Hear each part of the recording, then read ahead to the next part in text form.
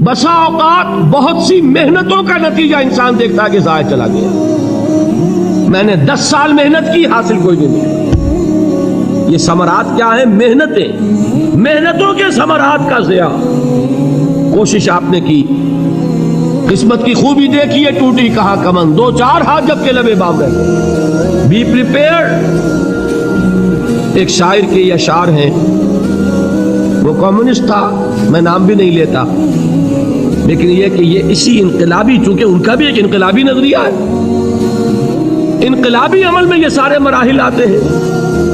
کوئی set back آیا، فرض کیجئے کوئی ناکامی ہو گئی، تو اپنے ساتھیوں کو دل بندھانے کے لیے یہ فصل امیدوں کی ہمدم اس بار بھی غارت جائے گی، سب محنت صبحوں شاموں کی اب کے بھی اکارت جائے گی۔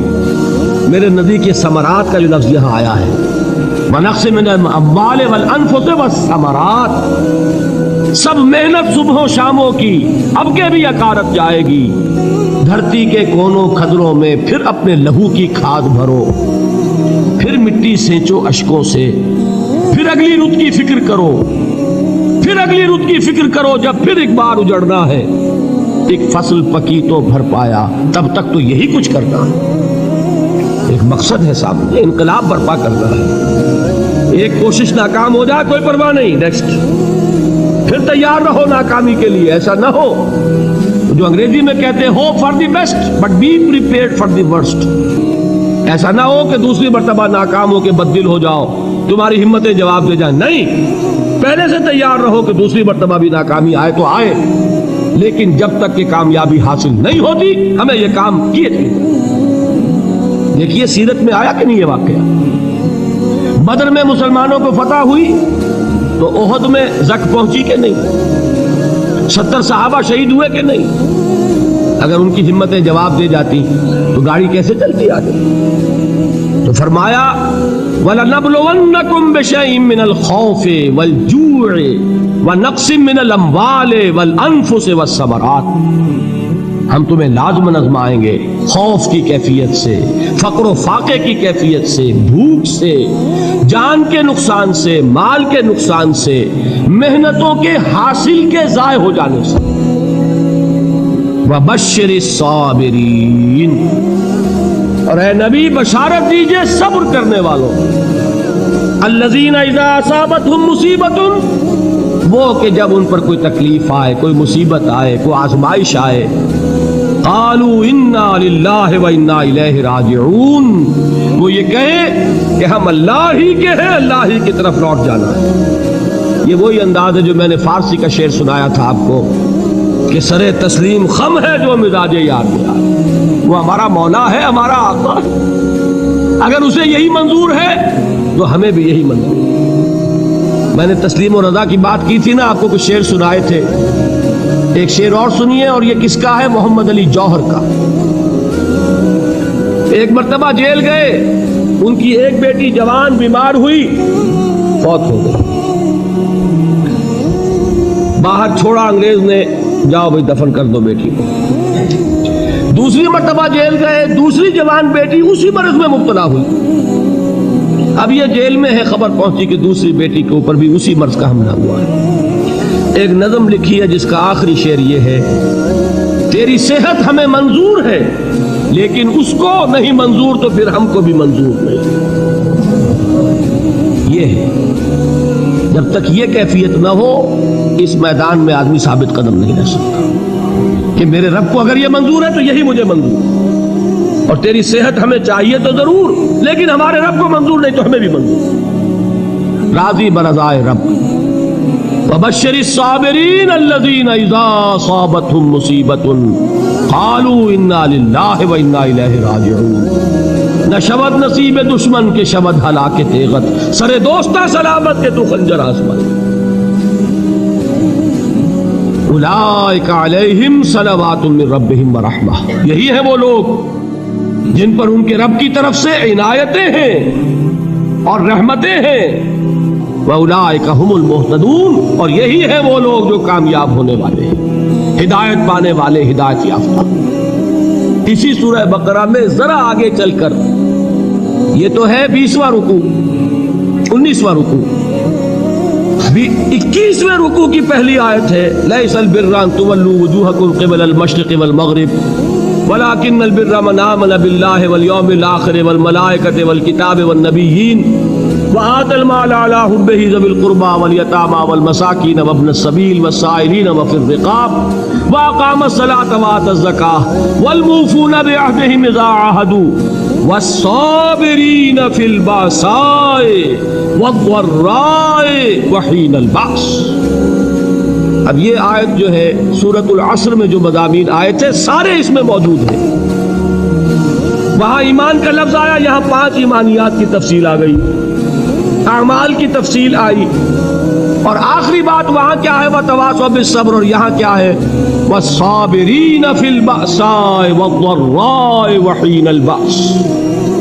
और सब्र करने वाले, असल नेकी उनकी है जो सब्र करें, किसमें, जंग के वक्त, जर्राए बासाए, बासा कहते हैं फक्र और फाका, वाहिद आएगा बास तो उसके मानी जंग, और बासा जमा में आएगा तो फाका फक्र भूख, और जर्राए जिस्मानी तकलीफ, जरर जिस्मानी तकलीफों में सब्र करने वाले, फक्र और फाके में सब्र करने वाले, और जंग के वक्त सब्र करने वाले। उलाइका अल्लज़ीना सदक़ू व उलाइका हुमुल मुत्तक़ून। ये हैं वो लोग जो सब्र करने वाले हैं, ये हैं जो सच्चे हैं, जो अपने दावे में नेकी के और ईमान के सादिक हैं, और यही वो लोग हैं जो मुत्तकी। अगली सूरत है सूरह आले इमरान, उसमें 2 लफ्ज़ आए हैं, आखिरी आयत, या अय्युहल्लज़ीना आमनू अस्बिरू व साबिरू वराबितू वत्तकुल्लाह लअल्लकुम तुफ्लिहून। देखिए यहां सब्र और साबिर, जो ताल्लुक जोहद और जिहाद का है वही है सब्र और मुसाबरत। सब्र एक तरफा अमल है, आप झेल रहे हैं, बर्दाश्त कर रहे हैं, सब्र अनिल मासिया, सब्र अल ताआ, सब्र अल इब्तिला, ये सब क्या है, सब्र। और मुसाबरत क्या है, सब्र का सब्र से मुकाबला। ये सूरह आले इमरान, अब वक्त नहीं है, मैं आपको सुनाता अल्लाह ताला ने कैसे कैसे मुसलमानों से कहा, मुसलमानों तुम्हें ज़क पहुंची है तो उन्हें भी तो पहुंची थी, उनके 70 नहीं मारे गए थे बदर में, उनके हौसले जो हैं वो तो पस्त नहीं हुए, वो अगले साल आ गए तुम पर चढ़ाई करके। तुम क्यों इतना बुरा मान रहे हो, तुम्हारे दिल इतने जख्मी क्यों हो गए, तुम्हें तकलीफ पहुंचती है तो उन्हें भी पहुंचती है। अपनी गैरत जो है हमें जरा उसका जायजा लेना चाहिए। लोग बातिल नजरियात के लिए कितनी कुर्बानियां दे रहे हैं, लोग बातिल चीजों के फरोग के लिए कितनी मेहनतें कर रहे हैं। जैसा कि मैंने अभी कहा था, उसी गैरत को चैलेंज करने के लिए, जरा आपकी हमीयत दीनी को जोश दिलाने के लिए, कादियानी नौजवान कितनी तादाद में अपने आप को दीन के लिए वक्फ करता है, और आप कितने नौजवान हैं जो अपने आप को दीन के लिए वक्फ करते हैं, और वो खाते पीते घरानों के लोग। ये नहीं है कि अगर कोई और काम नहीं कर सकता तो फिर ये है कि वो दीन के काम में लग जाए। बासलाहियत लोग, खाते पीते लोग, ज़हनी इस्तेदाद रखने वाले लोग, ऊंचे घरानों के लोग, वो वक्त करें अपने आप को दीन के लिए।